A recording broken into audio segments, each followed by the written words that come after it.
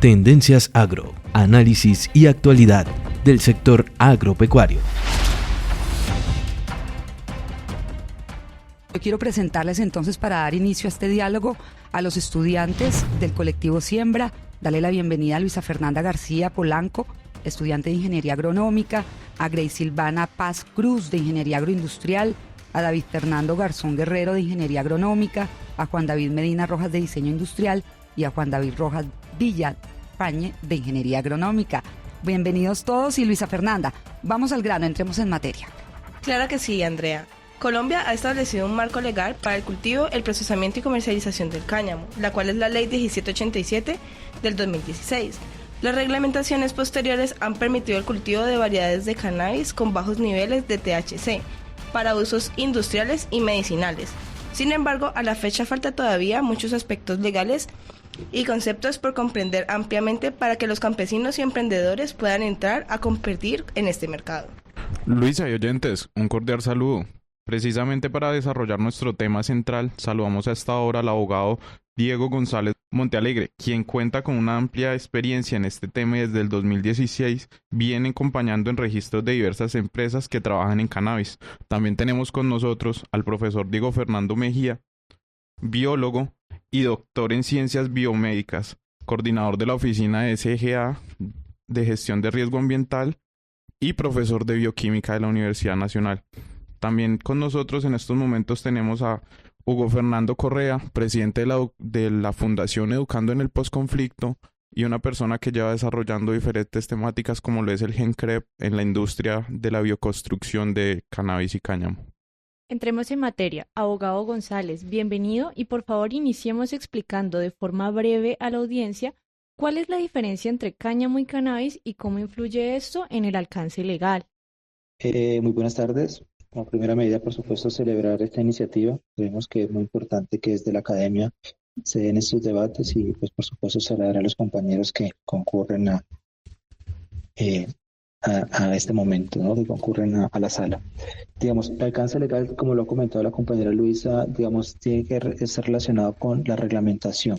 En ocasiones, uno a partir de las similitudes, podríamos decir que el cáñamo y el cannabis, digamos, son una misma especie, parten, digamos, de lo que se conoce como cannabis sativa, y posteriormente se bifurcan en diferentes clases. Ahí es donde puede que se genere en ocasiones la confusión.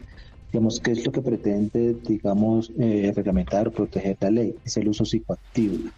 Frente al cáñamo, digamos, lo que ha dicho, digamos, la ley 2204 del 10 de mayo de 2023 hace referencia cuando su componente químico, digamos, tiene menos de 0.3% de THC.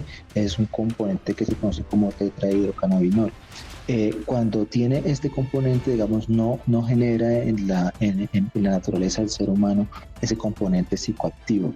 A diferencia, digamos, de lo que puede ser el cannabis, que ya viene un uso diferente, que es primero viene la vía de la solicitud, digamos, de la autorización del cáñamo como tal, cáñamo industrial. De pronto, si le adicionáramos esta frase un poco más fácil de diferenciarlo, cáñamo industrial, que se tramita con esta ley 2204, y ya el cannabis medicinal. El cannabis medicinal sí tiene otro alcance porque tiene otros componentes y se tramita bajo la ley 1787 del año 2016. Acá es cuando el componente psicoactivo, digámoslo así, el THC, supera este porcentaje del 0.3. También ahí se bifurca otro tipo de flores que tiene otro componente, otro alcance. Pero entonces, digamos, como para responder muy concretamente tu pregunta, sería eso. Por un lado, el trámite legal viene por disposiciones reglamentarias diferentes, y dos, el alcance viene pues frente al tema de la regulación cuando tiene o no este componente psicoactivo. Y pues porque también podría ser para efectos medicinales, y el otro viene para fines industriales, teniendo la posibilidad, por supuesto, de que también se desarrolle para fines científicos en cualquiera de las dos. Es como estas dos la diferenciación que podría ser, y las similitudes, por supuesto, que también se ponen de presente. Abogado Diego, una de las preguntas que se hacen sobre el cáñamo y la marihuana es ¿cómo serían las consecuencias legales de no cumplir con esas especificaciones? Sí, digamos que al ser una sustancia, digamos, reglamentada, el Ministerio de Justicia tiene, por supuesto, unas posibilidades. Lo primero es poder establecer de que cualquier actividad que tenga un monopolio del Estado debe ser autorizada por él mismo. En este escenario concurren varias instituciones. Por un lado, el Ministerio de Justicia, el Ministerio de Salud y el ICA. De no cumplirse esas disposiciones, pues por supuesto que tendría connotaciones ilegales. Sería pues una actuación en contra de la ley, pero pues también tendría que mirarse la finalidad, por supuesto, digamos, cuál es la intención o qué es lo que pretende, digamos, proteger la ley. Volvemos a lo mismo, por supuesto, menores de edad que no tengan contacto con sustancias psicoactivas, es un primer apartado. Digamos, ya dentro del marco de una autorización que sea por medio de un acto administrativo, tú realizas una solicitud, digamos, ya está reglamentado por la ley. Hay varios decretos, el 613 del 2017, el 631 del año 2018. El tema del cannabis está reglamentado, pero pues ciertamente es necesario poder dinamizar un poco más los procesos. Si se da dentro del marco, digamos, de una autorización y se incumple tanto el tema de, por ejemplo, de cáñamo, tú solicitas una autorización para poder sembrar cáñamo y no cultivas las variedades que tú solicitaste o que postulaste ante el ministerio, pues esa autorización se podría revocar, ¿verdad? Ya si la adelantas para el tema de finales medicinales, hablamos del cannabis con fines científicos de salud, pues también podrías verte expuesto, uno, por supuesto, digamos, a una revocatoria del acto administrativo. La entidad puede hacerlo de manera unilateral por el incumplimiento de la misma. Por lo general se incorpora, digamos, una cláusula resolutoria de que en el momento en el que se le dé una destinación diferente o una destinación indebida a la autorización o un alcance diferente, podría verse expuesto a, pues, digamos, a este escenario.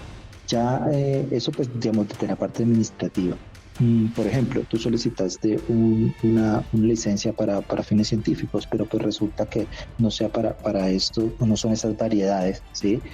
O para una variedad no psicoactiva, puede ser un CBD, y le incorporas, digamos, variedades con THC, que es el componente psicoactivo al que hay mucha referencia, pues digamos ahí, si se da una comercialización, podrías verte expuesto, digamos, a alguna de las disposiciones que están en el Código Penal, que es la ley 599 del 2000. Entonces, pues la entidad 1 revocaría, sí, daría la revocatoria del acto administrativo que te autorizó esa explotación, ese uso, esa comercialización, y pues lo que se considera que haría de manera ordinaria es compulsar copias a la Fiscalía para que ellos, pues digamos, adelante una investigación por tráfico de estupefacientes. Hay una ABC, digamos, el Ministerio tiene una guía para solicitar esas licencias. Primero, vamos, cuando son licencias para el uso científico, digamos, un primer momento para la fabricación de derivados.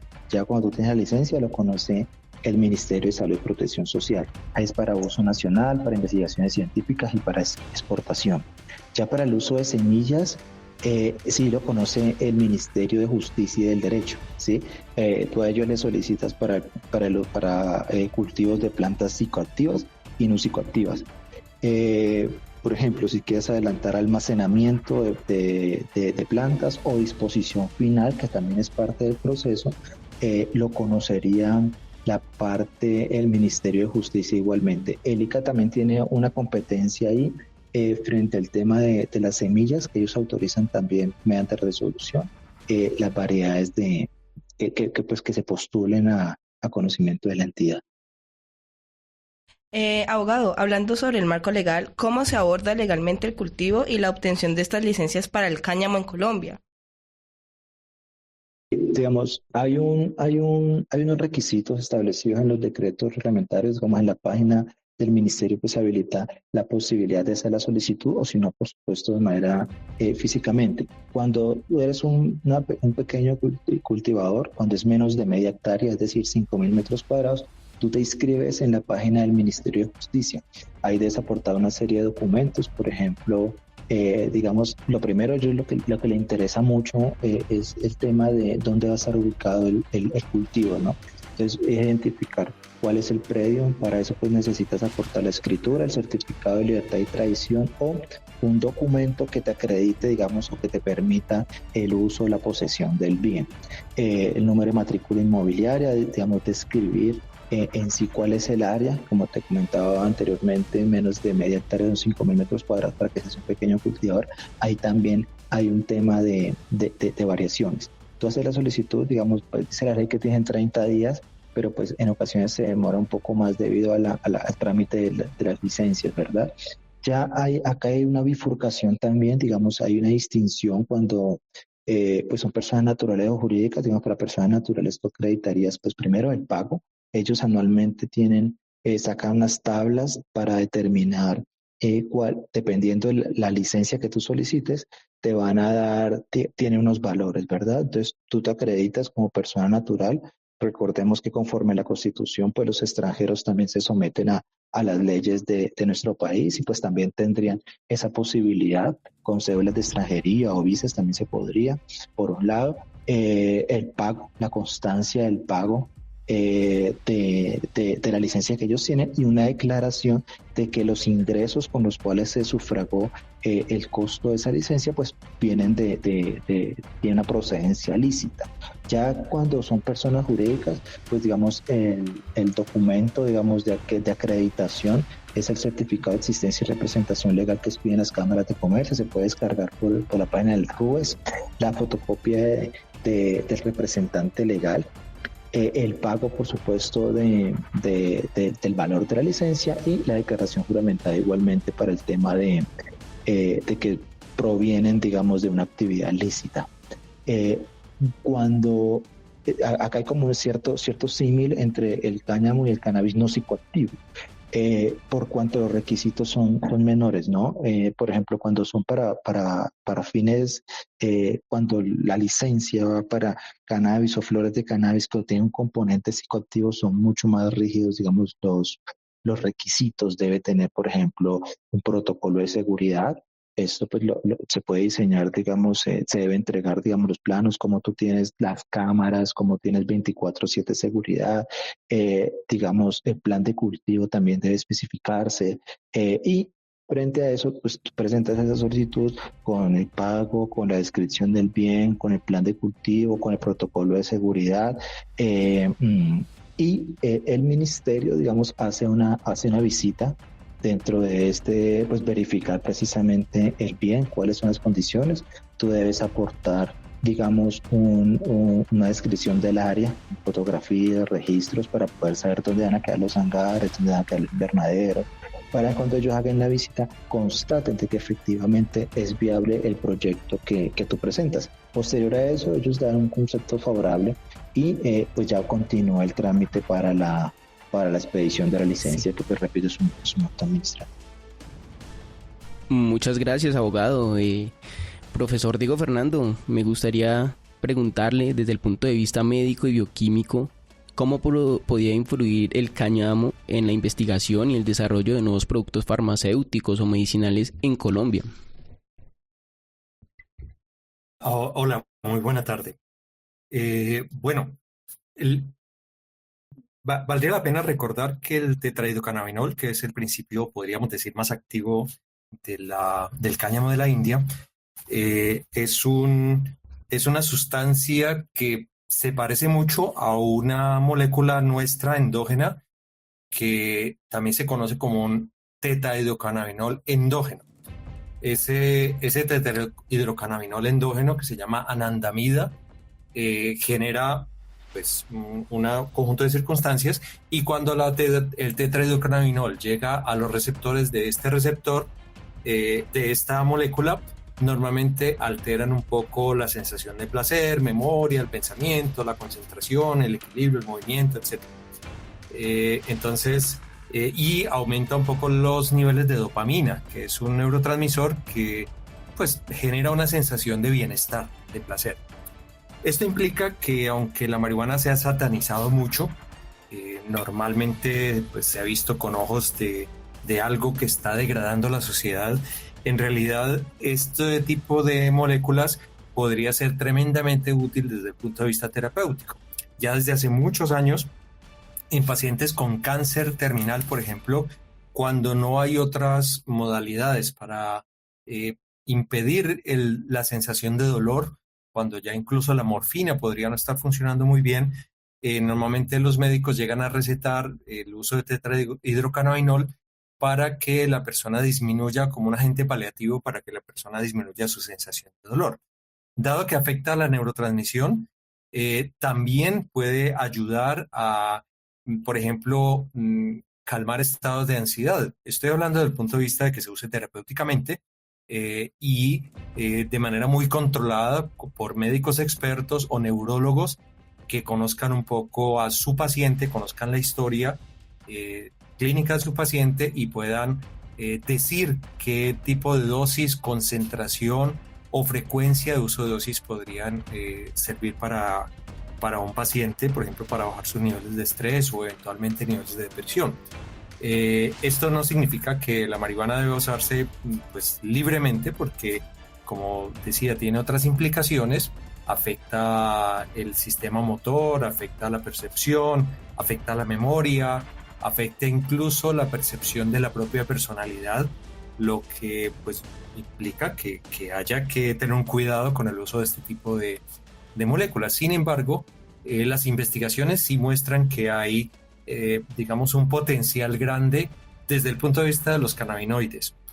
Y no perdamos de vista que la planta tiene otras utilidades, por ejemplo, el tipo de fibra y hoja que producen sus pequeños tallos es muy apropiada para construcción, para producción de papel o incluso para algunas prendas.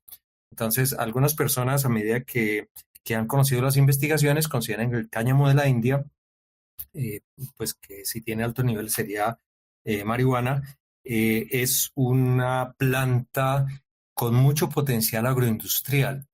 Y por eso es que Colombia ahora le está apuntando no a satanizar, sino a legalizar pues, el cultivo y la generación de productos de interés para la sociedad, básicamente.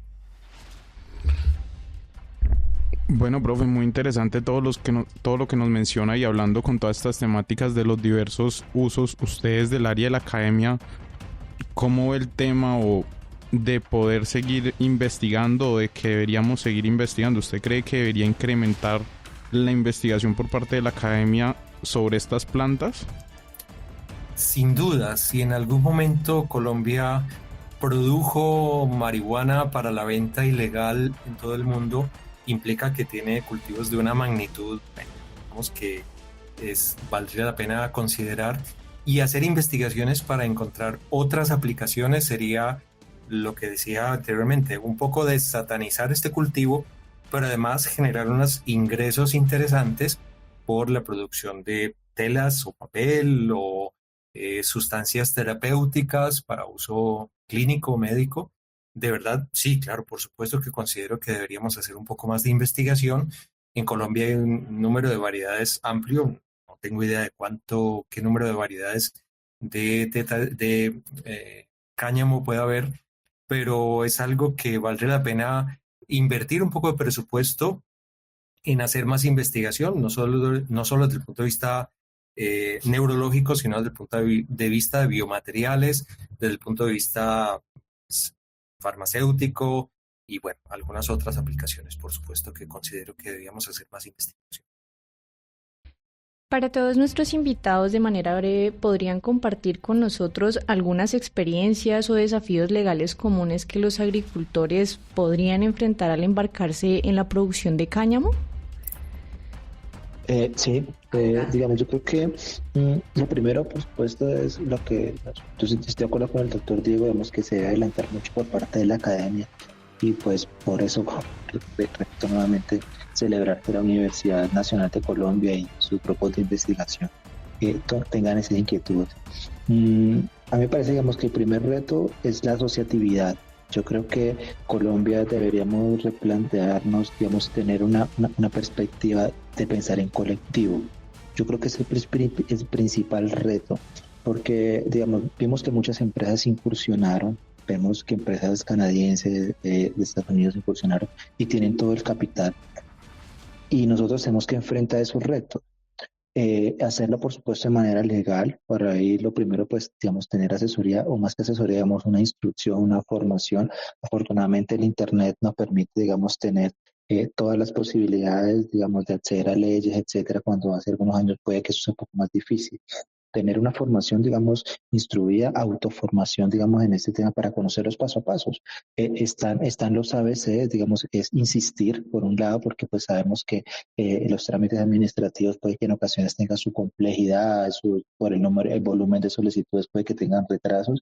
Entonces, lo primero es asociarse, digamos, que no sea solo una persona quien esté haciendo una solicitud, sino que sea un colectivo, una asociación de mujeres, asociaciones, por supuesto, digamos, académicos, colectivos ambientales, para que, digamos, desde esa asociatividad sea que se postule. Yo creo que esos son los principales retos. Uno, la asociatividad. Dos, y formarse para hacerlo conforme a la ley, digamos, estar asesorado técnicamente. Los ingenieros agrónomos, agrícolas, digamos, tienen esas posibilidades que conocen un poco más el tema del cultivo y pues entender que son momentos, ¿no? Primero es el licenciamiento, posteriormente todo el proceso de cultivo, y ya posteriormente viene el tema de transformación, que es a lo que pues, yo creo que deberíamos apuntarle para poder competir en instancias internacionales. Ver este cultivo bajo sus especialidades, ¿sí? Desde mi punto de vista, esto debe ser entendido como un cultivo de flores.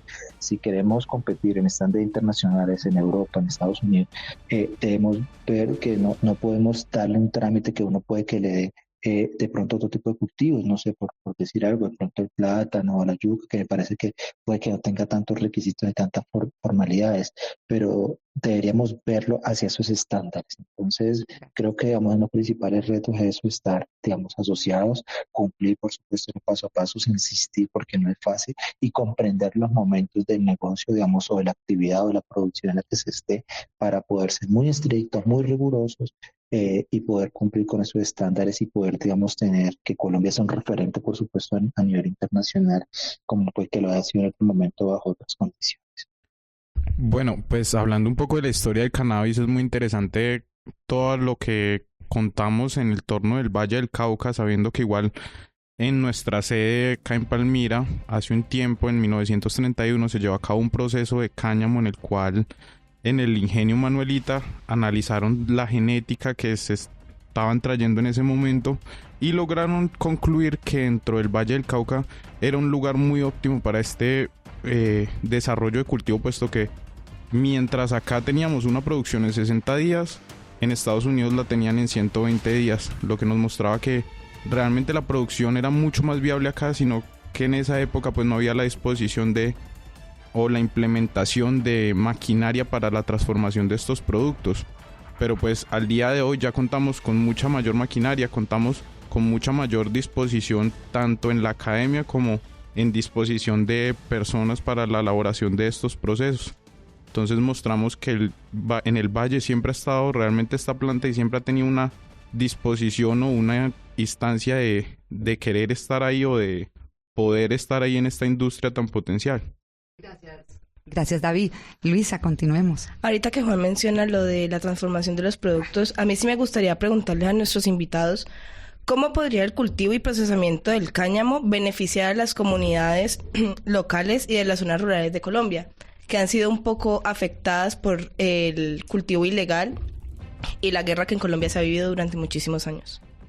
Claro que sí. Bueno, yo quisiera aportar ahí en esa pregunta. ¿Cómo podría el cultivo y el procesamiento del cáñamo beneficiar a las comunidades locales y zonas rurales de Colombia? Bueno, hay varias maneras. Lo primero, podríamos hablar de la generación de empleo. La industria del cáñamo, desde el cultivo hasta el procesamiento, podría crear oportunidades de empleo en áreas rurales. Esto ayudando a reducir pues, la migración de estas comunidades hacia áreas urbanas. El otro punto a tener ahí en cuenta sería la diversificación económica. La introducción del cultivo del cáñamo diversificaría las fuentes de ingreso en las comunidades rurales. Así disminuirían pues, la dependencia de estos sectores económicos específicos y aumentando pues, una resiliencia económica.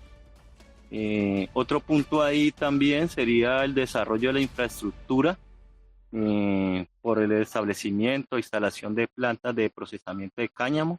Esto podría estimular mucho el desarrollo de nuestras infraestructuras locales, como plantas de procesamientos, centros de investigación, y así podríamos contribuir, digamos, a largo plazo un crecimiento de la región. Y el último, pues no menos importante, En el tema de sostenibilidad ambiental, conocemos históricamente que no todos, hay que decirlo, no todos, pero sí una gran mayoría de nuestros campesinos y productores rurales tienen unas prácticas no muy amigables con el medio ambiente, la utilización de químicos. Digamos que ahí el cáñamo toma una importancia relevante. El cáñamo es conocido por su cultivo sostenible, primero porque requiere menos agua y segundo, pues no necesita productos químicos en comparación con otros cultivos, y esto beneficiaría pues el medio ambiente local. Digamos, si me permiten el uso de la palabra, yo creo que está en línea con la pregunta anterior. Yo creo que es importante y poderla abordar. Yo creo que es precisamente el origen de este debate. Lo primero, el cáñamo industrial. Digamos, ahí podemos hacer textiles, podemos hacer ropa, podemos hacer incluso ladrillos para hacer construcción, etcétera, etcétera, etcétera. Y por otro lado, pues viene el tema medicinal, que yo creo que es el enfoque principal. Pues hay uno de los retos grandes, por supuesto, a la ciencia, digamos, los médicos, el sector salud, pueda poder establecer clasificación, poder establecer, digamos, para qué enfermedades sirve cierta variedad. Y creo que, digamos, esas son las posibilidades, lo que se ve en el panorama. Sé que el tiempo nos apremia y trataré de ser muy breve. Creo que para no desatender la pregunta anterior, creo que, digamos, la posibilidad que nos sirve y que puede servir indispensablemente o de manera indudable el cannabis o el cáñamo es para la transición, digamos, frente al tema de la paz, ¿sí? Nosotros vemos, por ejemplo, experiencia en Toribío, en el sur del Cauca, donde tienen cultivos y están exportando y produciendo, etcétera, pero pues lo hacen bajo el marco, digamos, paralelo al marco de la legalidad. Eso tiene una diferencia grandísima. Si pudiéramos, digamos, a todas las personas que han sido víctimas del conflicto armado, a todas las personas que han sido desplazadas, poder darles una posibilidad real en el que el gobierno pueda ejercer esta función, digamos, de jefe de Estado, digamos, hablando de la presidencia, que puede ir a otros países y pueda generar, por ejemplo, algunos acuerdos internacionales en los que se reglamente esta posibilidad, ahí tendríamos digamos, una oportunidad gigantesca para que pues podamos generar empleo, como lo ha dicho el compañero, alrededor de 10, 15 personas por invernadero. El tema de la mujer rural, darle la posibilidad a la mujer rural con el tema de la reforma agraria, que esperamos nosotros, por supuesto, se concrete y se pueda adjudicar espacios de tierra fértil para colectivos, para campesinos, para indígenas, para afrodescendientes, para comunidades negras. Tienen ya esta posibilidad, esta herramienta. Entonces yo creo que por un lado pues podremos tener la siembra, el cultivo, y por otro lado ya con esa materia prima, con la flor, con las extracciones, con el aceite, el sector salud podría digamos potencializar a Colombia para que no solo a las personas que tienen intenso dolor, cáncer, enfermedades digamos ya terminales, para poder dar una dignidad, que es lo que en ocasiones muchas personas piden para sus familiares, sus personas queridas al final de sus días, puedan tener, digamos, esta posibilidad. Entonces yo creo que es esto, más o menos lo que muy brevemente les comentaré. Muchas gracias. Ya para ir cerrando, profesor Diego, ¿qué expectativas, qué futuro le ve al cannabis y al cáñamo? Pues yo creo que sí se hace investigación muy seria, muy rigurosa desde el punto de vista científico. Normalmente la ciencia termina transfiriéndose a la sociedad, bien sea en la forma de nuevos productos, nuevas tecnologías o simplemente nuevas posibilidades de negocio. Entonces considero que si en nuestras universidades hacen convenios, obtienen presupuestos para hacer investigación, puede fortalecerse la gama de usos y aplicaciones que puede tener el cannabis, no únicamente los conocidos en este momento. Por ejemplo, en biomateriales puede haber un potencial interesante, además de lo farmacéutico, al mismo tiempo que las políticas nacionales permitan ampliar un poco la gama de usos y además la industria se interese en hacer inversión en los cultivos y el procesamiento de diferentes partes de la planta para interés comercial.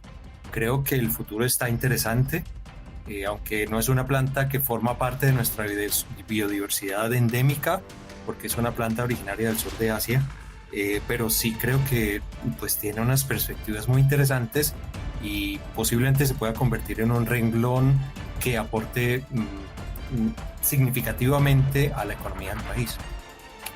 Profesor Diego Mejía, pues muchas gracias por todos sus aportes en el diálogo académico. También agradecemos la participación del abogado Diego González. Es un gusto la compañía de ustedes hoy.